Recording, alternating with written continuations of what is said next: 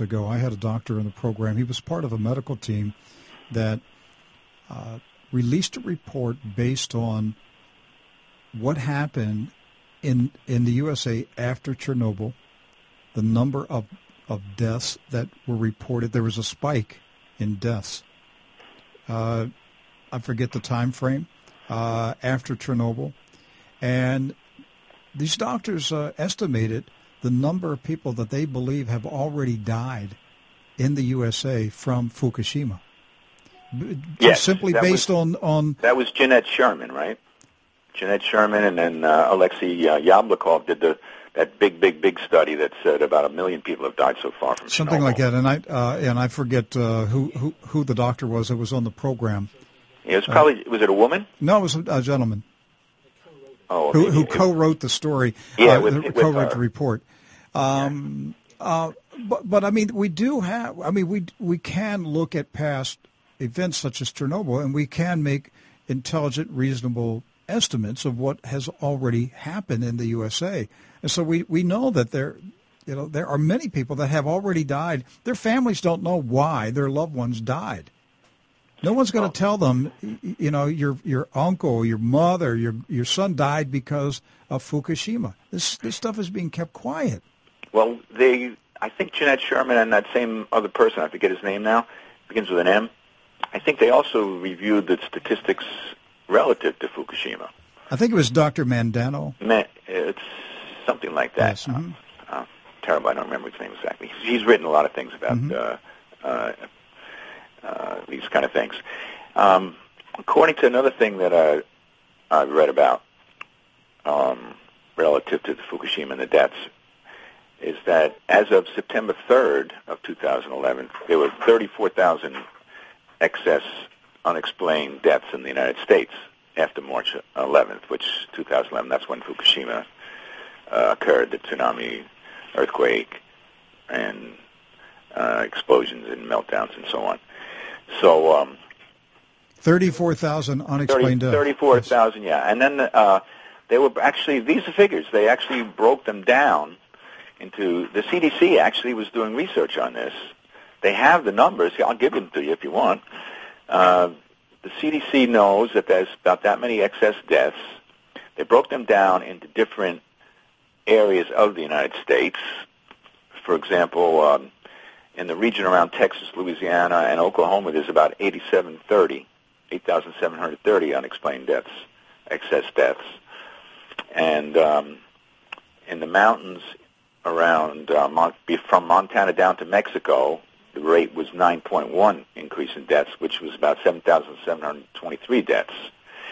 Because in the mountains, then there's more washout from rain. When the rain comes, like I said before, it cleans the atmosphere out, but it takes all the particles that are in the air that's drifting around the planet, that are still in the troposphere, that's the lowest part of the atmosphere, and it washes them down to the earth.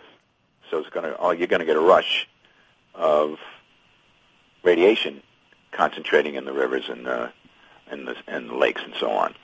And what was said one of the days on May 7th, they said that there was a big peak that day in some of these areas, and I think it was 4 times the number of deaths occurred that day. So the people that are dying, so actually people are dying, but we can't really prove it, because you got to really research it the right way. That's right.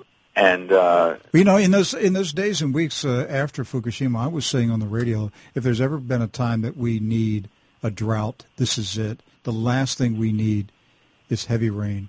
Right. Well, they're getting it in the Midwest. They got a big drought in the Midwest right now. But in those immediate weeks and months after Fukushima, the heavy rains that came across North America, only God knows how many people were contaminated with isotopes from Fukushima. I remember here in Florida, we had a period of a week or two of very heavy rains in the spring of 2011. I didn't want to go outside. It's like I do not want to go out in this rain. Yes, that's one of the big things. When it rains and it's close to something happening, like if Fuel Pool 4 catches fire, Yeah, you definitely want to stay out of the rain. A couple other things about these mutations that are being discovered and so on. Mm-hmm. One of the strange birth defects that occurs from radiation is called cyclopia. That's when your baby's born one eye, like Yes. one eye in the middle of their head. Yes. That's been occurring in Iraq from all the depleted uranium. Mm-hmm. And then after Fukushima, they caught some sharks in the Sea of Cortez between Baja and the mainland, and they found some female sharks there with unborn baby sharks that had cyclopia. I have not heard this. Yeah, so that's already happened. And then they I've seen the photographs, these horrifying photographs from Chernobyl. Yeah. But you're saying that there's already confirmed cases right now involving sharks. Yeah. And you're saying this is taking place in Iraq from the depleted uranium from the U.S. bombs. That's the information that's coming out, yeah. There's a whole thing about depleted uranium that's worth probably about a year's worth of conversation. Mm-hmm. But 99% of the uranium that is mined ends up as depleted uranium, which has 4 million? I think it's a 4 billion year half-life. Mm-hmm. So, and though it may not emit that much time along by the second, like a quickly deteriorating, short half-lifed radionuclide will cause more damage because it's deteriorating more quickly. Because, there's another component in this whole thing with Japan that few people have talked about. We have mentioned it from time to time since last year, and I actually mentioned it days before the earthquake, and that is the governor of Tokyo, 3 or 4 days before the earthquake, gave a speech in which he said Russia, China, and North Korea were enemies of Japan, and that Japan would be in production of nuclear warheads before 2011 would end. And of course, 3 or 4 days later, we have Fukushima, and then we discover that one of the reactors was producing plutonium. And I don't know very many people that were aware of that before the event. And the original nuclear power plant mm-hmm. was made to produce plutonium for the first atomic bombs. And then somebody said, this would be a great way to boil water to make electricity. And it'll be too cheap to meter. And that's how nuclear power plants started. Mm-hmm. And then from the other end of the spectrum, they tried to do these sodium-cooled reactors, the breeder reactors, in a few places in the world, including Japan. But of course, they had these terrible sodium fires, so it's more or less been abandoned. And they would generate a little bit of plutonium and also burn it. But then now they're using these things called these MOX reactors. What they do is when they are using the fuel, they put plutonium in the reactor. So that way they'll get rid of the plutonium. I don't know if they ends up making more plutonium because every nuclear plant produces between 400 and 1,000 pounds of plutonium every year.